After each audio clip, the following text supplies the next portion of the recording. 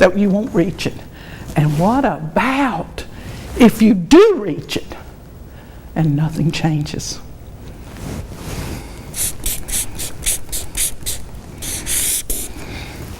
Guilt. New clothes? I got guilt attached to new clothes? Wow. Wonder where that guilt's coming from.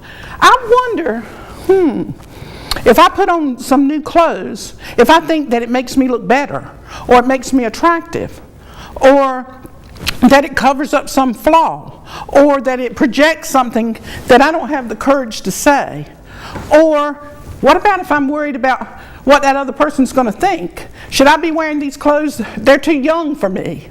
Or does that make me look too old? Or does that make me look too fat? I'm carrying a lot of guilt. But this guilt, these new clothes are invoking, remember those words? Those emotions? The new clothes? Putting the clothes on my body is causing me to feel and to act a certain way. And if I put on those new clothes and someone does not notice me or say something about it, why? This guilt rises up. Oh, it didn't do that. I need to get something else. It was the wrong color. It was the wrong material. It was the wrong style. Maybe Sarah Jane, I needed to wear what she had on. And then I'd get those compliments that we're looking for. Why are we looking for? Because we have, in our walk, imagined ourselves to be guilty. Guilty that we did something that we didn't deserve any compliments.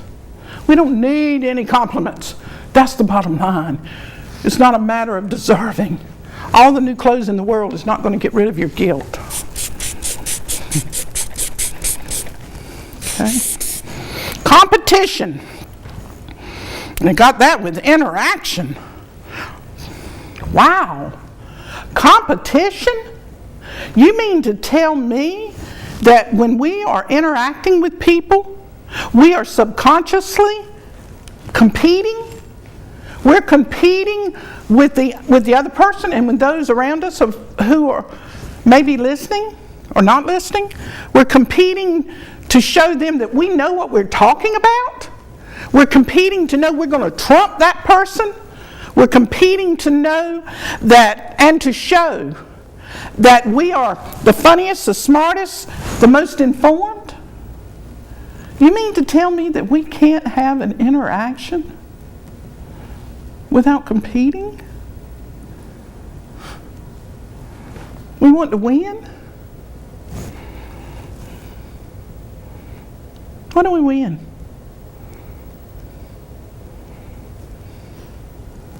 Why do we have a need to win?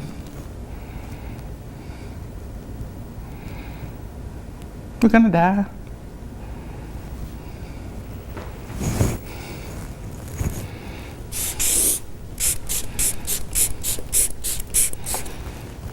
Contrived. So all of our joy is self-vested and contrived. And yet we seek this joy convulsively, as the comedians do. And when we seek joy, and we think we don't have joy, we're trying to get it. It's artificial because you're walking joy. You have everything that you could possibly ever need, want, see, say, do. You have it. You possess it. There's no, as I've said on so many shows, you've got God's down to a science. You know how to do. You're already complete, 100% complete. There's nothing you need. There's nothing you need to be doing. There's nothing you need to be saying. That's why joy is a joke's on you. You already possess it. But when you're constantly trying to grab, give me more, I'm going to be left out. Then it results in this confusion. But we absolutely do envelop our lives. Envelop. You like that? I got to get that word down too and see. Envelop. You see that P? Envelop.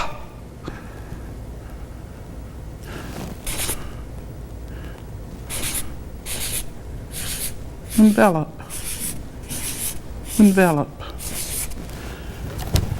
Envelop.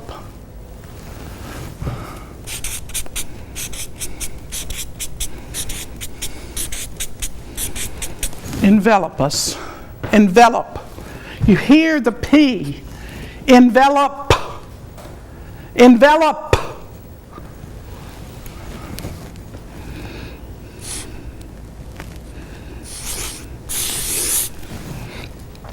Envelop. I'm going to get to this word in a moment.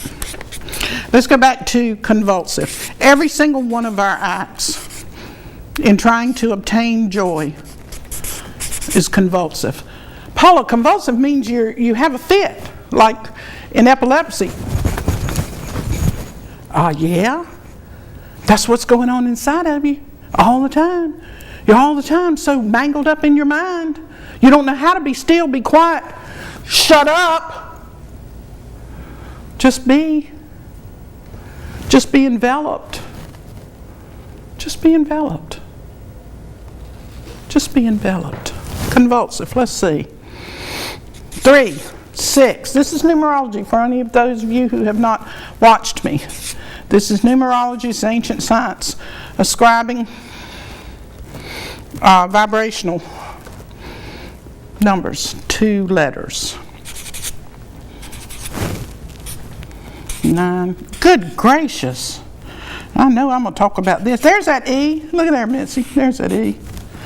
And it goes round. Envelop. You know, and that's 16. That sure is convulsive. Let's see what we got here. We got a 9, 9s, 18s, 23. You know it. You know it, Mitzi. That's that insane movement of being human and walking this human walk. Insane movement. And what do we got? Make sure. 9, 9, 18. That's it. 8. That's 30, 33, 34. What do we got? We got a 56. Let me do it again. 3 and 5 is 8, 30, 33, 34. That's what it is, a 56. Do you know what this is in the I Ching, an ancient Chinese book of wisdom? Do you know what that is? That's the wanderer.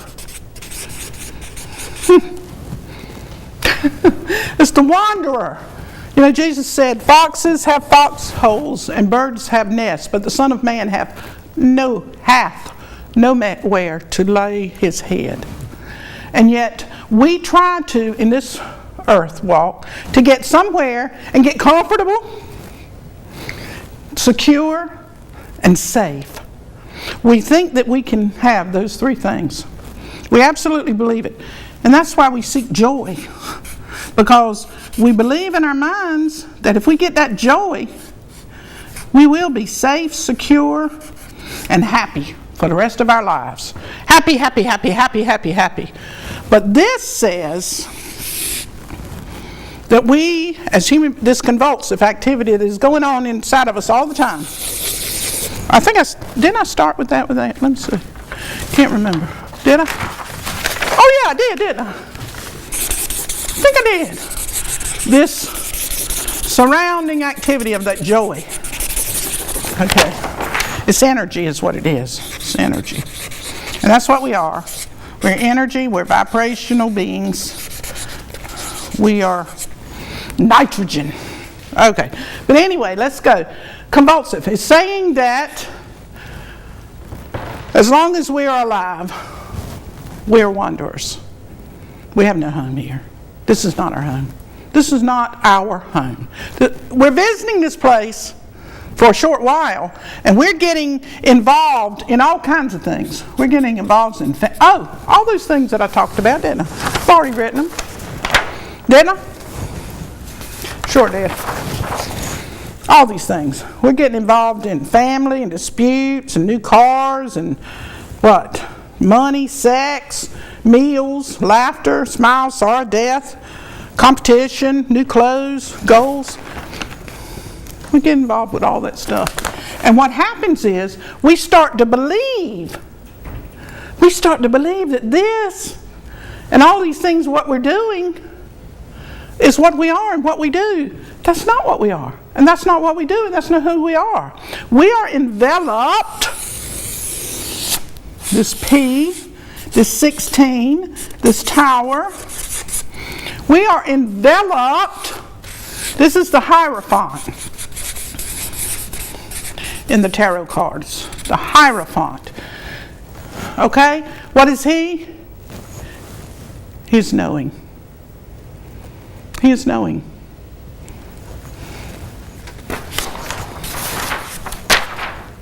There's a difference. You can't learn knowing. You can't do that. It comes with you. It comes with you as much as your DNA comes with you. And it's not a level of what you're measured with your IQ. I'm not talking about that. I'm talking about being embraced in this egg, in this cosmic egg.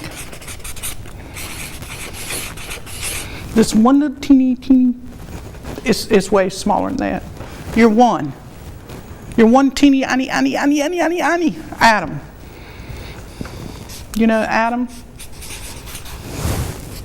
You know Adam? You know Eve? You've heard of them, right? Okay, you're one. You're one. Like them, the gods. Knowing, what is it? 11, 5, 6, 5, 9, 5, 7. Knowing. You know what? When you know this, when you know this, you are joy. 1, 15, what's that, 25? Let's see what that is. 1, 4, 1.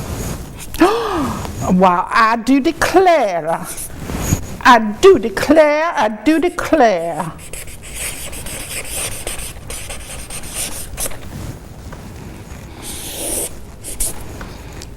Hierophant, astrologically. Let's go to the astrological sign right now. It's Taurus. And in order to have the ground produce, you must toil that Taurus. Okay? Toil the Taurus. Toil the knowing. Toil it. Not what you can gain and experience, except that these outer things, they will add to your experience, but they will in no way touch this knowing. You're not going to get smarter, brighter, prettier, fancier, more intelligent by the things you do and see and say and be. You're going to have those experiences, but this knowing is untouchable. Absolutely untouchable. And it is there. And it is that thing that when people meet you, there's something there, they don't know what it is. It's that. But if you have neglected this and gone into that realm of all those other things, I'm not going to turn the page back, then this is diminished because it's that still small voice. Still small voice inside of you. This little teeny voice. Little teeny voice. And it has no need to be seen, heard, recognized, shown that he or she, you or I, are special. And there's no such thing, as I said on another show, your feelings being hurt. Because if your feelings, I'd like to know how in the world this knowing could be hurt. How in the world could this knowing be diminished? How in the world could this knowing be damaged in any way? Because you are enveloped, you're enveloped in that knowledge. And that is cosmic knowledge. What knowledge is that, Paula? The knowledge that you are part of everything that exists. You are not separated. There is no way in this world that you can make you or your family or your children or your lovers or anything that you are using. How do you know you... I'm going to get to this in just a moment. All of those things you're using, but you don't own them. You're not taking them with you. It's not my car, my clothes, my house, my beauty, my whatever. You don't own them. How about that? Let me see why I said that. You don't owe them. You can't owe them if you don't own them.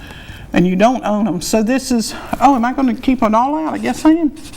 Okay, let's see what we got. Why don't you owe them? Because that knowing. The child, the father, and the mother God is the heart of O. Okay? 20. And what's that, 23? Is that it? Yeah. So we got a 43 here. And that's that insane movement. Remember, we were talking about that on this show, another show. I'm running with that 23 a lot here lately. But this 43, on another day it might mean something else. But 43 is honor. It is the God Ronal. Okay? So, you, as a human being, do not owe anybody anything.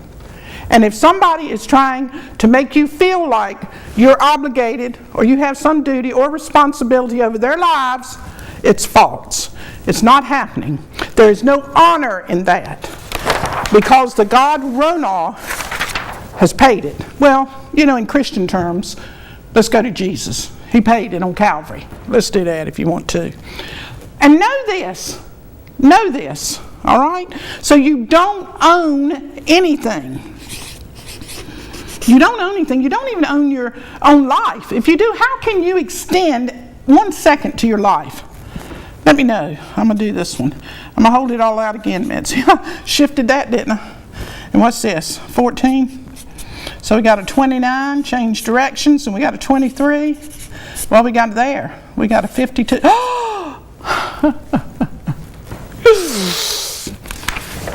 Here's how much you know something. You want to know how much you can own something?